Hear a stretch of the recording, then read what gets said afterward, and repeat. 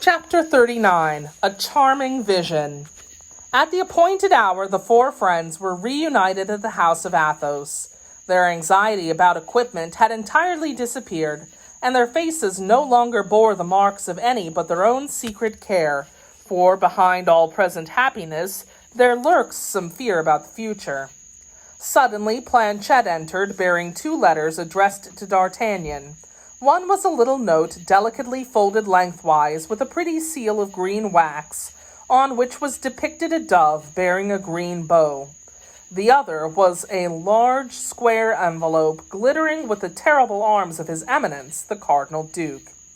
At sight of the little letter, D'Artagnan's heart bounded, for he believed that he recognized the writing, and, though he had only seen that writing once, the memory of it was engraven on his heart's core. So he took the note and unsealed it hastily. "Walk it out," it said, "about 6 or 7 o'clock on Wednesday evening next, on the Chaillot road, and look carefully into the carriages as they pass. But as you value your own life, or that of some who love you, do not speak. Do not make one motion which may show that you have recognized he who exposes herself to every ill, only to see you for an instant." There was no signature. "It is a snare," said Athos. "Do not go, D'Artagnan." "And yet," said D'Artagnan, "I think that I know the writing well." "But it may be feigned," said Athos. "At 6 or 7 o'clock at this season, you would be as solitary on the Chaillot road as if you went to walk in the forest of Bondy." "But what if we should all go?" said D'Artagnan. "Surely they could not eat us all four, besides the 4 servants, the horses, and our arms. The act would certainly bring on a fit of indigestion. Besides, it will be a fine opportunity to display our equipments," said Porthos. "But if it is a woman who writes," said Aramis, "and this woman does not wish to be seen, consider that you compromise her, D'Artagnan, which is not becoming in a gentleman." "We will remain behind," said Porthos, "and he can advance alone." "Yes, but a pistol shot is easily fired from a carriage going at full speed." "Bah," said D'Artagnan, "it would miss me. And we would then overtake the carriage and exterminate whoever might be in it. It would be still so many enemies the fewer." "He's right," said Porthos. "Let us give battle. Besides, we needs must try our arms." "Faith, let us give ourselves this treat," said Aramis in his soft and careless way. "Just as you please," said Athos. "Gentlemen," said D'Artagnan, "it is now 4:30, and we have but just time to get to the Chaillot road by 6. Besides, if we go out too late, no one will see us," said Porthos, "and that would be a sad pity. Let us get ready, gentlemen." "But the second letter," said Athos, "you forget that, and yet I fancy the seal indicates that it is worth opening. As for me, I confess, my dear D'Artagnan, that I think much more of it than of the little gewgaw which you so gently bestowed just now over your heart." D'Artagnan grew crimson. "Well," said the young man, "let us now see what his Eminence wants with me." D'Artagnan opened the letter and read, "Monsieur D'Artagnan of the King's Guards of Monsieur de Sart's company, as expected at the Cardinal Palace at 8 o'clock this evening. La Houdinière, Captain of the Guards." "The devil," said Athos, "here's an appointment not a whit less disquieting in other respects than the first." "I will go to the second on returning from the first," said D'Artagnan. "One is at 7, the other at 8. There will be time enough for both." "I would not go," said Aramis. "A gallant gentleman cannot decline an appointment made by a lady, but a prudent gentleman may excuse himself from waiting on his Eminence, particularly when he has some reason to believe that he is not sent for to listen to compliments." "I am of Aramis's opinion," said Porthos. "Gentlemen," replied D'Artagnan, "I have already received a similar invitation from his Eminence through Monsieur de Cavois. I neglected it, and the next day a great misfortune happened to me. Constance disappeared. Whatever may be the result, I will go." "If you are determined," said Athos, "do it." "But the Bastille," said Aramis. "Bah, you'll get me out again," rejoined D'Artagnan. "Certainly," replied Aramis and Porthos with the greatest coolness, and as if it had been the simplest thing in the world.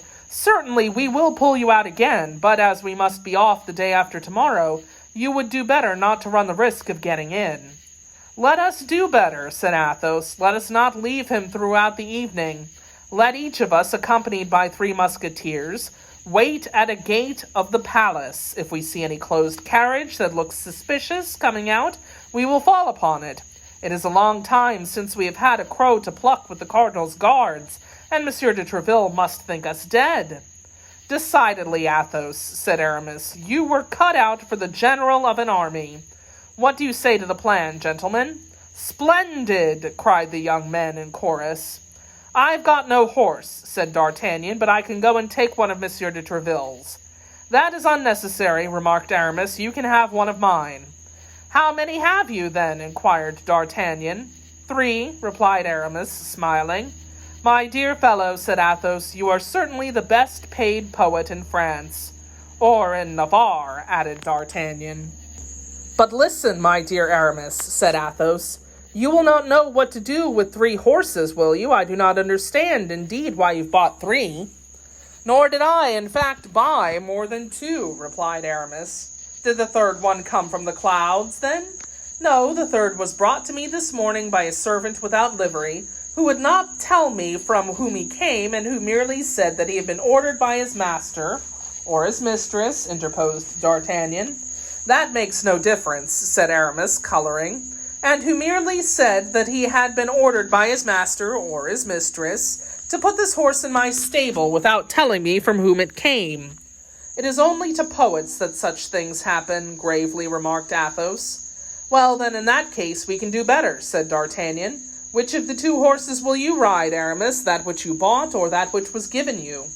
"That which was given me, without doubt. You understand, D'Artagnan, that I could not so affront—" "The mysterious donor," added D'Artagnan. "Or the mysterious donatrix," said Athos. "Then that which you bought becomes of no use to you." "Almost so. You choose it yourself, and with the greatest care. The safety of the horseman, you know, depends always upon the horse. Well, then, let me have him at the price you gave." "I was going to offer you this trifle, my dear D'Artagnan, giving you your own time to repay me." "And how much did he cost you?" 800 francs. "Here are 40 double pistoles, my dear friend," said D'Artagnan, taking the sum from his pocket. "I know that it is the same piece in which you are paid for your poems." "You are in cash, then?" "Rich, rolling in wealth," said D'Artagnan, rattling the rest of his pistols in his pocket. "Send your saddle, then, to the Hotel of the Musketeers, and your horse shall be brought there with ours." "Very well, but it's almost 5 o'clock. Let us make haste." In about a quarter of an hour afterwards, Porthos appeared at the end of the Rue Férou on a magnificent Spanish horse. Mousqueton was following him on a small but strong horse from Auvergne. Porthos was radiant with joy and pride. At the same time, Aramis was seen at the other side of the street, mounted on a superb English steed.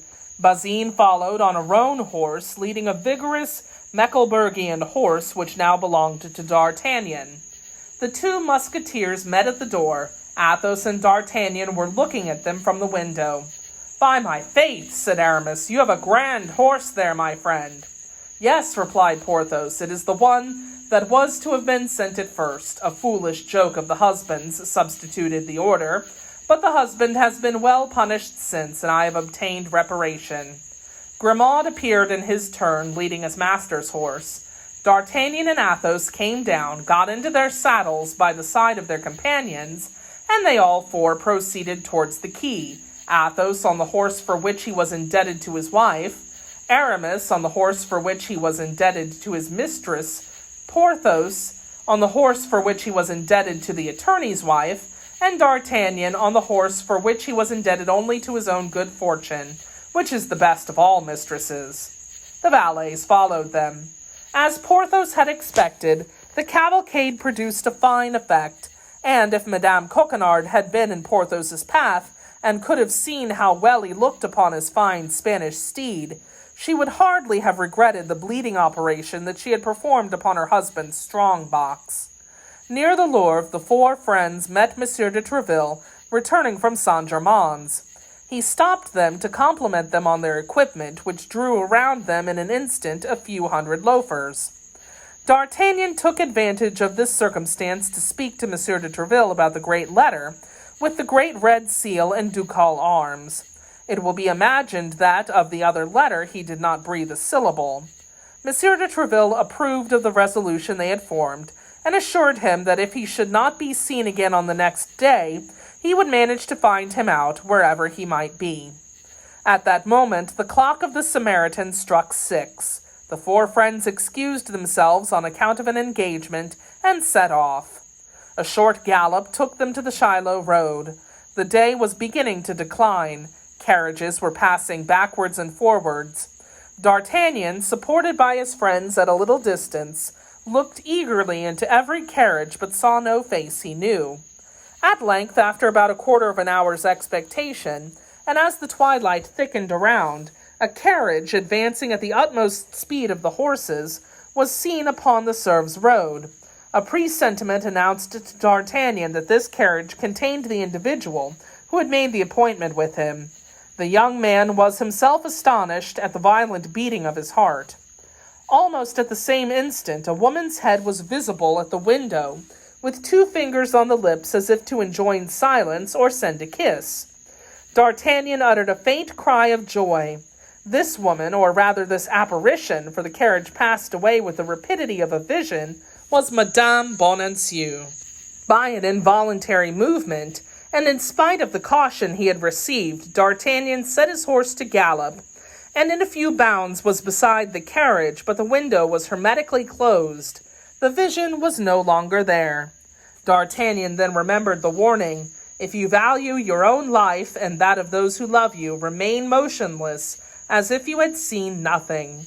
He stopped, therefore, trembling not for himself, but for the poor woman, who had evidently exposed herself to no trifling peril by the appointment she had made. The carriage proceeded on its way, and still advancing rapidly, soon entered Paris and disappeared. D'Artagnan had remained speechless on the same spot, knowing not what to think. If it were really Madame Bonancieux, and if she were returning to Paris, why this fugitive meeting? Why this passing interchange of glances? Why this kiss committed to the winds? If, on the other hand, it were not really she, which was in fact very possible, for the insufficiency of light made error easy, might not this be the beginning of an attack prepared by the attraction of a woman for whom his love was known? The 3 companions gathered around him. They had all distinctly seen a woman's head at the window, but neither of them, except Athos, knew Madame Bonancieux by sight.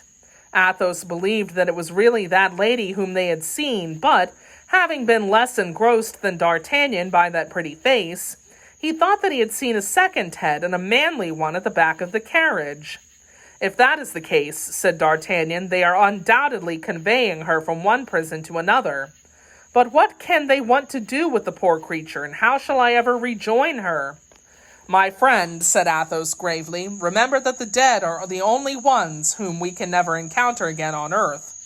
You know a story to that effect as well as I do you not? Now, if your mistress is not really dead, if it were actually her whom we saw just now, at one time or another you will meet with her again, and perhaps," added he in those tones of misanthropy which were habitual to him, "perhaps more quickly even than you might have wished." It now struck 7:30. The carriage had been 20 minutes beyond the appointed time. His friends reminded D'Artagnan that there was another visit to pay, to which, however, it was yet possible for him to decline. But D'Artagnan was at the same time both obstinate and curious. He had in his own mind determined to go to the cardinal's palace, and to know what his eminence had to say to him. Nothing could make him change his resolution. They reached the Rue Saint-Honore and the Place du Palais Cardinal, where they found the 12 Musketeers walking about whilst they awaited their companions. Then, for the first time, was the business they had met for communicated to these brave allies. D'Artagnan was well known to the honorable company of King's Musketeers, amongst whom it was further understood he would one day take his place. He was therefore regarded as a comrade by anticipation. It resulted from this that everyone willingly engaged in the affair to which he had been invited, and they had, moreover, the probability of doing an ill turn to the cardinal or his people, and for such expeditions these worthy gentlemen were always well prepared. Athos divided them into 3 parties. Of one he took the command himself, the second he gave to Aramis, and the third to Porthos. And then each party placed itself in ambush opposite an entrance of the palace. D'Artagnan, on his part, boldly entered by the principal gate. Although he felt himself strongly supported, the young man did not ascend the grand staircase without uneasiness. His conduct towards her ladyship had some slight resemblance to a treachery, and he suspected that there were political relations between this woman and the cardinal. Moreover, de Wardes, whom he had handled so roughly, was a faithful follower of his eminence, and D'Artagnan well knew that while the cardinal was a terror to his enemies, he was also constant in his attachment to his friends. If de Wardes has related all our interview to his eminence, of which there can be no doubt, and if he has recognized me, which is probable, I may consider myself almost a condemned man, thought D'Artagnan, shaking his head. But why should he have waited till today? It is clear enough that her ladyship has made complaints against me, with all that hypocritical sorrow which renders her so interesting, and this last crime has made the vase run over. Fortunately, added he, my good friends are below, and they will not let me be carried off without a conflict. And yet, Monsieur de Tréville's company of musketeers alone cannot carry on a war against the cardinal, who disposes of the forces of all France, and before whom the queen has no power, and the king no will. D'Artagnan, my friend, thou art brave, thou art prudent, thou hast excellent qualities, but women will destroy thee. He had come to this sad conclusion just as he entered the antechamber. He gave his letter to the officer on duty, who showed him into the waiting room, and himself proceeded into the interior of the palace. In this room there were 5 or 6 of his Excellency's guards, who, recognizing D'Artagnan and knowing that it was he who had wounded Jussac, looked at him with a singular smile. This smile seemed to D'Artagnan a bad omen, but as our Gascon was not easily intimidated, or rather, thanks to the abundant pride natural to men of his province, did not easily betray what was passing in his mind, when what was passing there resembled fears, he stood boldly before the gentlemen of the guards and waited with his hand upon his hip in an attitude not ungraceful. The officer returned and made a sign to D'Artagnan to follow him. It seemed to the young man that as he left the room, the guards began to whisper to each other. He went along a corridor, passed through a large saloon, entered a library, and found himself before a man who was seated at a desk writing. The officer introduced him and retired without uttering a word. D'Artagnan remained standing and examined this man. At first, D'Artagnan thought that he was in the presence of a judge who was examining his papers, but he soon saw that the man at the desk was writing, or rather correcting, lines of an unequal length and was scanning the words upon his fingers. D'Artagnan found that he was in the presence of a poet. At the expiration of a minute, the poet closed his manuscript, on the back of which was written, Miram, a tragedy in 5 acts. He raised his head, and D'Artagnan recognized the cardinal.